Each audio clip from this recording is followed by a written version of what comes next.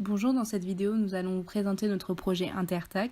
Pour commencer, notre groupe est composé de Wallis, Thomas, Léa et Massinissa. Dans le cadre de notre ARE Intertac, nous avions pour objectif de développer une interface tactile faisant le lien et la connexion entre le monde réel et virtuel. Nous avons été amenés à chercher une utilisation à cette interface. Nous sommes naturellement dirigés vers un piano tactile. Comment développer une surface tactile ? Lorsque nous appuyons sur une surface, nous exerçons une force qui crée une déformation, que nous pouvons détecter par des capteurs de déformation. Ceux-ci transforment via un circuit électrique une grandeur physique en une tension. Nous avons donc une tension pour chaque capteur correspondant à la déformation d'une des poutres de déformation. Notre microcontrôleur programmé ainsi détermine à partir d'une équation reliant la tension à la position, l'endroit où la force a été appliquée. Pour réaliser ce projet, nous avons commencé par choisir comme interface une poutre de dimension 20 cm sur 4 cm. Ces dimensions étaient les plus cohérentes par rapport à celles des poutres de déformation. Celle-ci avait été calculée à partir de l'expression de la déformation en fonction de la longueur, la largeur et l'épaisseur du corps d'épreuve. Nous avons procédé à la découpe des poutres de déformation grâce aux outils mis à disposition.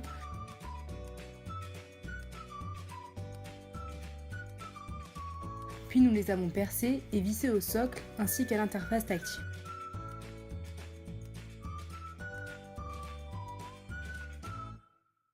Nous avions donc terminé ce montage mécanique permettant la déformation des corps d'épreuve lorsqu'une force est appliquée. Le montage réalisé, nous sommes donc passés au montage électrique qui permet de faire le lien entre le dispositif et le microcontrôleur. Le circuit électrique se présentait de cette manière. La première ligne correspondait à l'entrée du circuit et les deux dernières lignes à la sortie. Il était donc composé de deux motifs identiques. Chaque motif comportait donc un trimmer et deux résistances de 120 et de 200 kΩ. Donc ce circuit permettait donc de faire le lien entre le dispositif mécanique et le microcontrôleur. Nous avons donc dû monter des jauges sur le dispositif. Ces jauges permettaient de transformer la déformation en une variation de tension électrique. Nous avons collé une extrémité sur une poutre de déformation, puis l'autre extrémité sur le socle. Nous les avons donc connectés ensemble en soudant.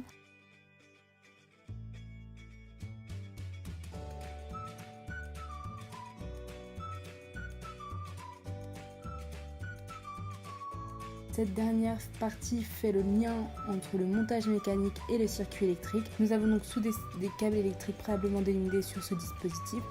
L'autre extrémité des câbles, nous l'avons soudé à un adaptateur permettant de se connecter sur le circuit électrique.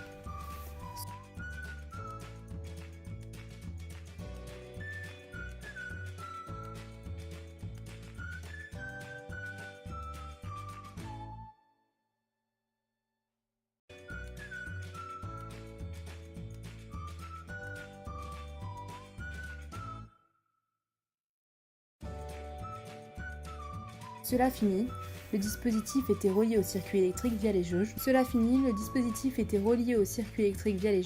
Nous avons donc connecté ce circuit au microcontrôleur avec des câbles. Les entrées du microcontrôleur étaient donc reliées aux sorties de l'AOP, donc aux sorties de chaque capteur.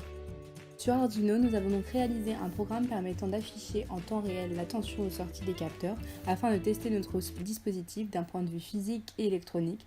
En parallèle, nous mesurions cette valeur avec un voltmètre afin d'observer si ces deux valeurs étaient cohérentes. Nous avons donc mis en route notre programme. Ce programme nous permet de retrouver la position où la force a été exercée.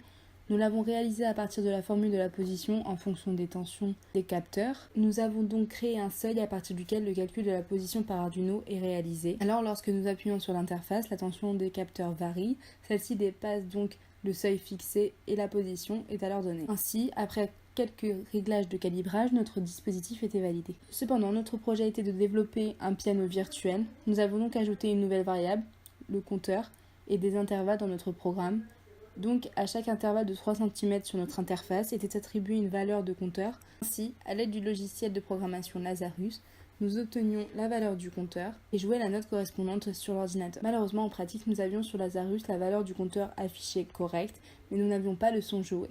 Ce projet s'est révélé très enrichissant dans la mesure où il a consisté en une approche concrète du métier d'ingénieur. En effet, la prise d'initiative, le respect des délais et le travail en équipe seront des aspects essentiels de notre futur métier. La mise en œuvre de ce projet nous a permis d'aborder différents domaines scientifiques tels que la physique, l'électronique ou l'informatique qui sont des matières essentielles à nos futurs métiers. Ce projet nous a permis de plus à savoir gérer les différentes difficultés et savoir trouver des solutions compatibles avec les projets. Enfin, pour conclure, ce projet nous a permis de stimuler notre créativité. Celle-ci passe par la création d'une vidéo,